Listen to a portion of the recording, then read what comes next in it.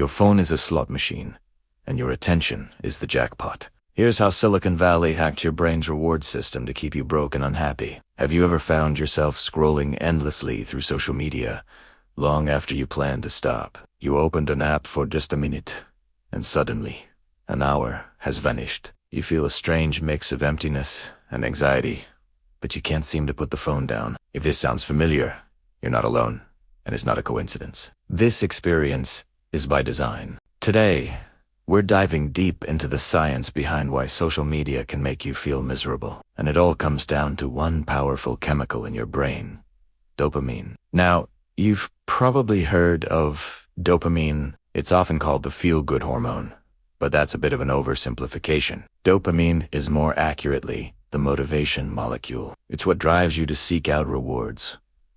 It's the chemical that says, hey, this is important, pay attention. Do it again. Our brains release dopamine when we do things essential for survival, like eating or connecting with others. This system worked perfectly for thousands of years, guiding us toward what we needed.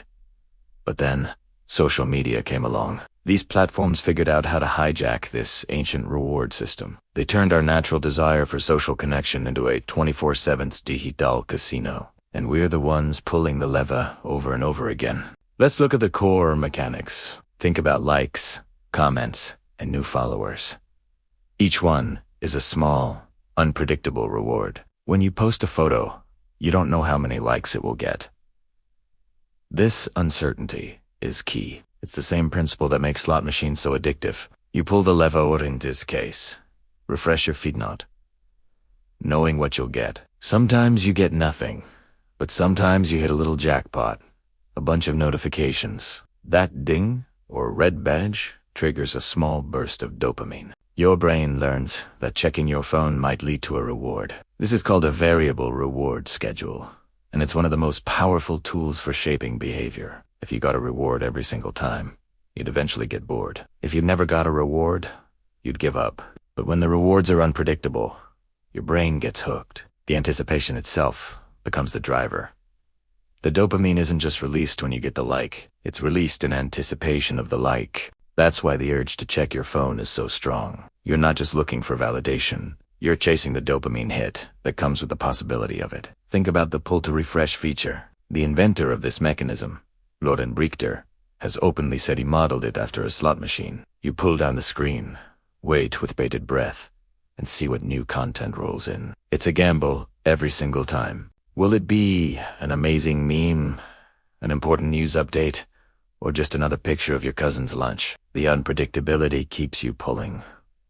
The same goes for infinite scroll. There's no natural stopping point. Unlike a book or a magazine with a final page, your feed goes on forever. This design choice removes the friction that would normally prompt you to stop and ask, have I had enough? Instead, you just keep scrolling, always hoping the next post will be the one that gives you that little thrill. But that thrill rarely comes. Or when it does, it's fleeting, leaving you wanting more. So, what's the long-term effect of this constant dopamine stimulation? Well, your brain is smart. It tries to maintain balance. If it's constantly being flooded with dopamine from social media, it starts to downregulate. This means it reduces the number of dopamine receptors. The result? You need more and more stimulation to get the same feeling of pleasure. Things that used to make you happy, like reading a book, going for a walk, or having a real-life conversation, might start to feel dull and uninteresting. They can't compete with the instant high-intensity gratification of your digital slot machine. This is where the misery starts to creep in. You become tolerant to everyday pleasures. Your baseline level of happiness drops. You feel bored and antsy when you're not on your phone, and you feel empty and unfulfilled when you are.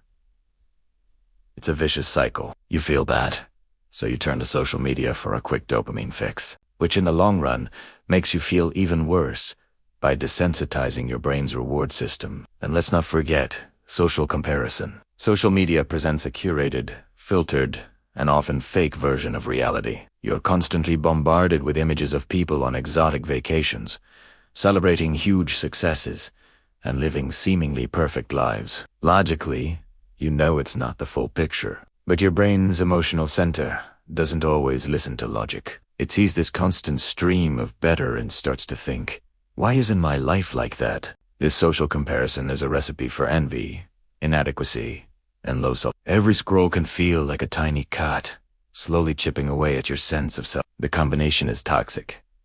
A dopamine system hijacked to crave constant, low-level rewards, and a social environment designed to make you feel like you're not good enough. You're left feeling anxious, depressed, and perpetually dissatisfied.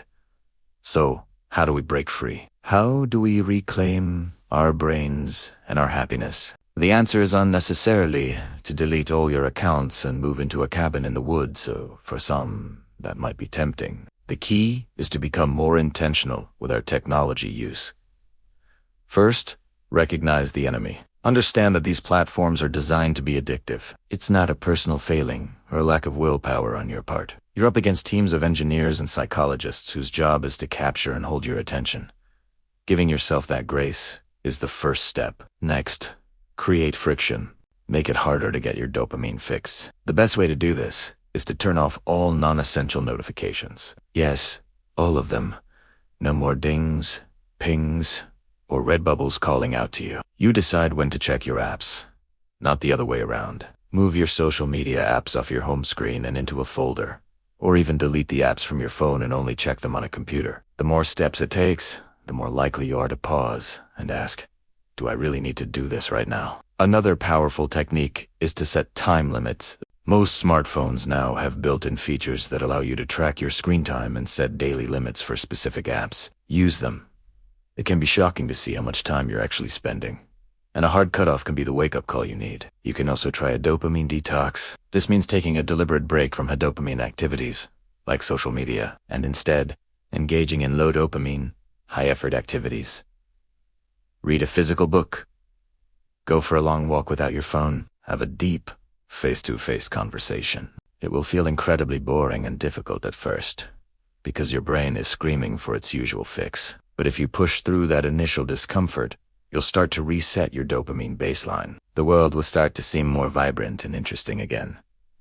Simple pleasures will feel pleasurable once more. Finally, be mindful of what you're consuming. Unfollow accounts that make you feel bad about yourself. Mute people who are constantly negative. Curate your feed to be a place of inspiration, education, and genuine connection, not a source of envy and anxiety. Follow creators who make you laugh, teach you something new, or encourage you to be a better version of yourself. Your attention is your most valuable asset. It's the currency of your life. Do you not let it be mined for profit by companies that do you not have your best interests at heart? Your phone doesn't have to be a slot machine that leaves you broke and unhappy. By understanding the science and taking back control, you can turn it back into what it was always meant to be. A tool that serves you, not the other way around. Thanks so much for watching. If you found this helpful, please give it a like and consider subscribing. For more content on how to live a more intentional life in this crazy digital world, what are your strategies for managing social media? Let me know in the comments below. Stay mindful, and I'll see you in the next one.